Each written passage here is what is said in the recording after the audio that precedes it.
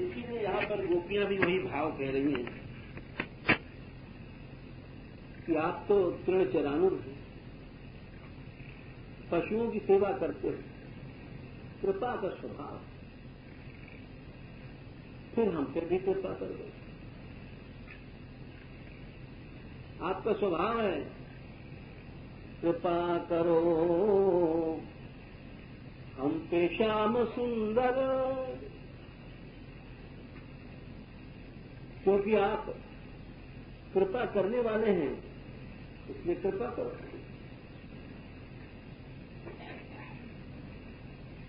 यही भाव वो गोपियां कह रही हैं और जिसको सनातन जी ने लिखा कि गोपाल कितना दयालु है,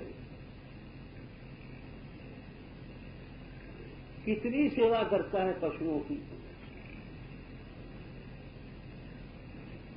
यही भाव महादेव जी ने भी लिखा था, कहा था एक बार उमा से राम कथा के प्रसंग में, जब विरह में सीता को खोजते हुए राम पागल बनकर के घूम रहे थे,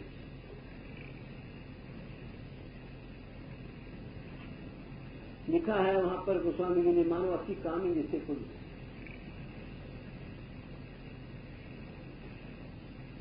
वृक्षों से, घौरों से, पत्तों से, फूलों से पता पूछते पूछते घूम रहे थे।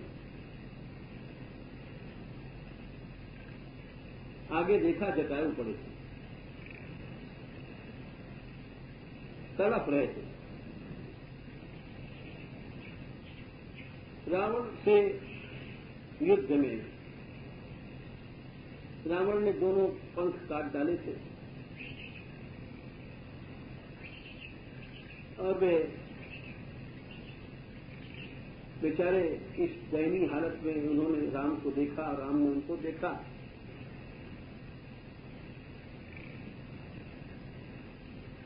इनके पिता के मित्र थे, दशरथ के मित्र थे जटायु। राम के जन्म के पहले से ही जटायु की मित्रता थी दशरथ से। बड़ी लंबी कथा है और जटायु ने एक बार प्राण बचाए थे दशरथ जी के, तो उन्होंने कहा कुछ भी मांग लो तुम, जब तक राम पैदा नहीं होते। जटायु ने कहा था कि जो तुम्हारा पहला लड़का वो होगा वो मुझे दे देना।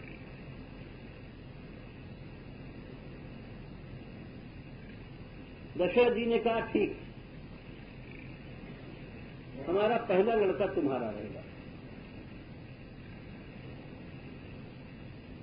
राम पैदा हुए, जटायु आए, लोग उड़ाने के लिए चले, गीत गीत को बैठना ठीक नहीं मानते लोग अपने मकान पर। दशरथ जी ने कहा नहीं, ये हमारे मित्र हैं। दशरथ जी ने राम को ला करके सामने रख दिया, लो आप, ये आपकी वस्तु।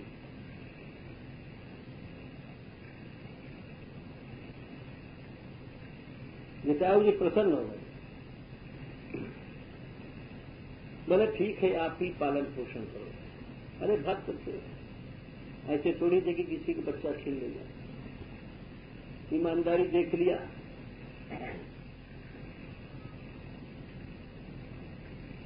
उस बात को राम ने पूरा करके दिखाया। बेटा ही दाग देता है मां बाप का। राम ने उस बात को पूरा करके दिखाया कि मैं सच में तुम्हारा बेटा, तुमने भले लौटा दिया मेरे पिता को, लेकिन बेटा का सारा काम मैं करूंगा।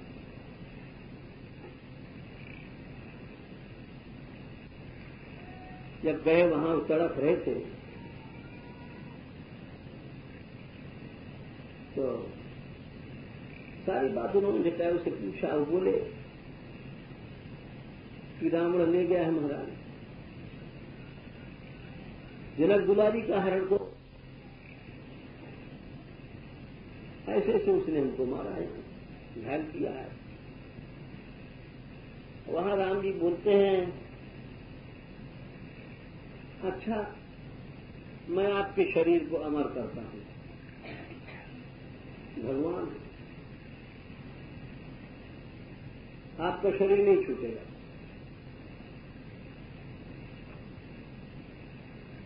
जटायु वहां हंस गए, बोले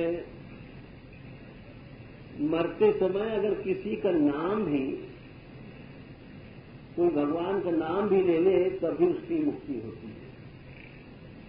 और वही प्रभु आज हमारे सामने आ गए हैं, तो मैं इस शरीर को रख के करूंगा क्या? इससे बढ़िया और क्या घड़ी होगी? अरे सामने प्रभु हो और फिर शरीर छोड़ा जाए, यही तो भीष्म ने कहा था।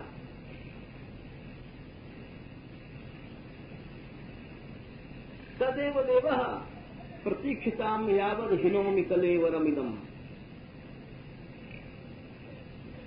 शरसैया पर जब पड़े थे, श्री कृष्ण गए तो भीष्म पितामह भी यही बात बोलते हैं कि देखो ये हमारे जो श्री कृष्ण आए हैं, ये प्रतीक्षा करें मेरी, जब तक मैं अपना शरीर छोड़ता हूं तब तक। उन्होंने कहा था सदैव देवो भगवान प्रतीक्षताम कलेवरम यावदिदम हिनोम्यहम्। तो ऐसी स्थिति में जटायु जी कैसे कह सकते हैं? और भगवान के सामने शरीर छोड़ा और भगवान ने उनकी चिता बनाई और पुत्र की तरह दाग दिया। सारी क्रिया कर्म करने के बाद और भगवान आगे बढ़े। तो वहां पर महादेव जी कहते हैं पार्वती जी से,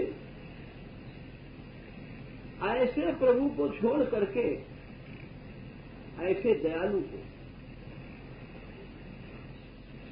जो मनुष्य गीध आमिष भोजी है, मांस खाने वाला है।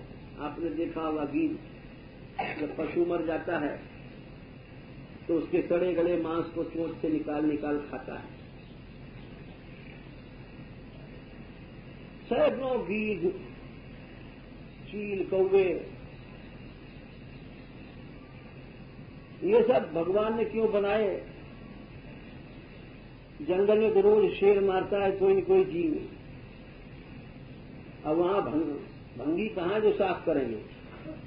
वहां सैकड़ों चील कौवा लग जाते हैं, सब मांस खाक करके साफ कर देते हैं। तो ये आमिष भोजी, और उसको भी भगवान ने अपने पिता की गति दिया। तो सुनहु उमा ते परम अभागी और हर कभी हो विषय अनुरागी। महादेव जी कहते हैं, अच्छा इस दुनिया में उल्टा काम है। दुनिया में कहेंगे भाई बड़ा भागवान आदमी, क्यों? अरे देखो 4-4 कोठी हैं, 4 लड़के हैं, चारों पर गाड़ी है। तो कभी बड़े बेटे के मोटर में बैठता है, कभी बीच वाले के बीच बैठता है बुढ़ा। चारों लड़के, उनकी संतानें, दादा दादा दादा, कितना भाग्यशाली है। तो हम लोग उसको कहते हैं भाग्यशाली। साहब देखो सब लड़कों पे कोठियां हैं और सब नाती पांती और आकर के कितना उसका भाग है, खुशी है। महादेव जी बोले कि ये तराजू हमारे पास नहीं है, ये तो बेवकूफों का तराजू। अरे खाना पीना हगना मुतना ये कोई भाग की बात थोड़ी है। 4 लड़के हैं जिसके कोठी ये कार है वो भी खा रहा है, जिसके 4 गरीब बेटे हैं वो भी खाता है। और सच मानो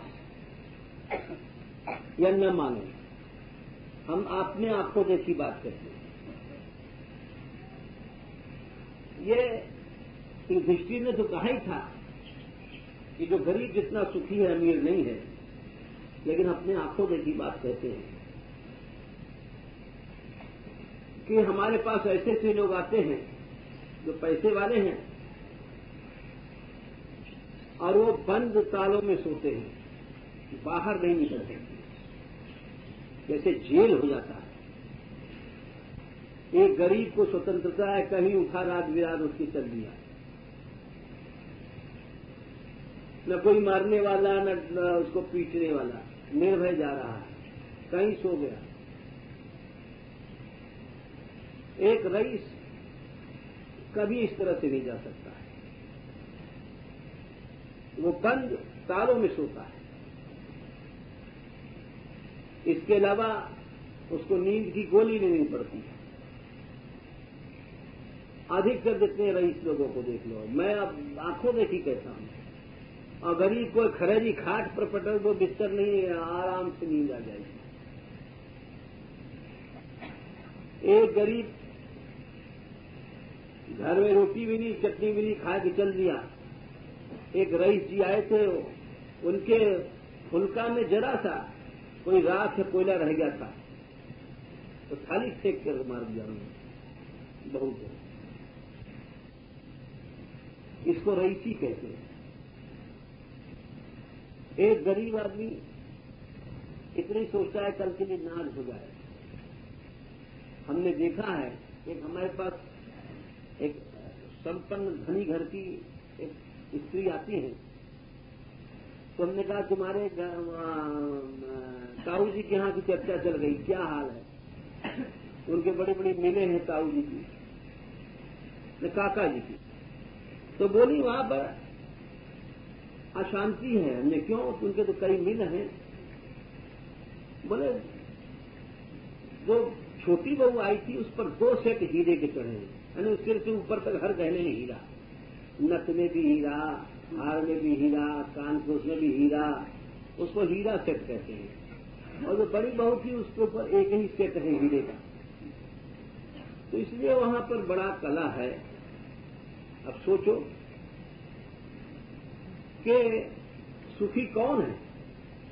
मैं सच्ची आंखों देखी बात बताता हूं, सुखी कौन है? देख देख करके कुड़ रही है, जल रही है, और भले वो रसगुल्ला खा रही है, लेकिन रसगुल्ला जहर लग रहा है उसको देख देख करके, शूल चुभ रहा है, उस पर 2 से कहीं देखे।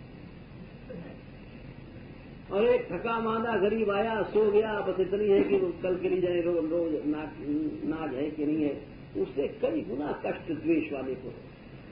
इसीलिए सुख क्या है इसको लोग जानते ही नहीं। इसीलिए वो जी ने लिखा, महादेव जी की मुझसे कहलवाया कि सुनो उमा ते परम अभागी। अरे अभागी लोग हैं जिनको हम भाग्यशाली समझते हैं।